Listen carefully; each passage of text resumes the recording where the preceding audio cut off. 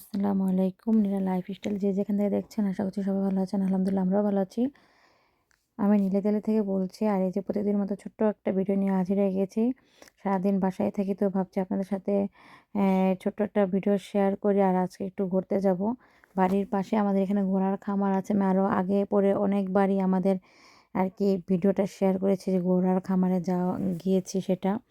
তো আজকেও ভাবছি যে সারাদিন বাসায় থাকি, কি করব, একটু যাই ঘুরে আসি।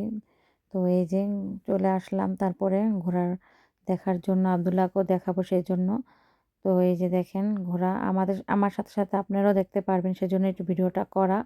আর আমি প্রতিদিন যেহেতু ভিডিও করি আপনাদের সাথে শেয়ার করি সেজন্য আজকেও ভাবলাম যে একটু ভিডিও করে আপনাদের সাথে শেয়ার করি এটাই।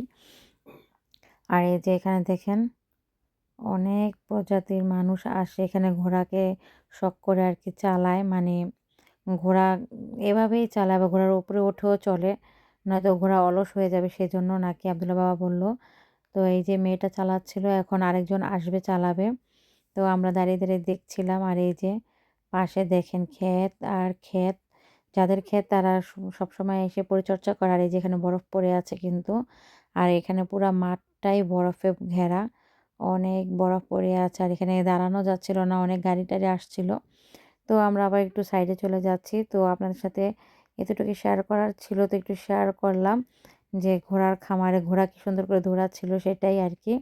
ওই যে আমাদের বাসা বেশি দূরে আর কি, দূরে না, বাসা থেকে নামলে পরে একটু রাস্তা পার হলেই এই যে বাস স্টপে যেখানে আমরা দাঁড়াই সেখান দিয়েই যেতে হয়। আর এই যে দেখেন বিকালে কি সুন্দর আর কি, বিকাল বলতে 3:30 এখনও বাজেনি, বাজবে এই মুহূর্তে। সূর্যটা একেবারে লাল হয়ে গিয়েছে। আর এই যে আর এখন তো দিন ছোট সেজন্য আর কি তাড়াতাড়ি একটু সন্ধ্যা সন্ধ্যা ভাব চলে আসে। তো এটাই, আশা করছি সবার কাছে ভালো লেগেছে আজকের ভিডিওটা। আল্লাহ হাফেজ, সবাই ভালো থাকবেন।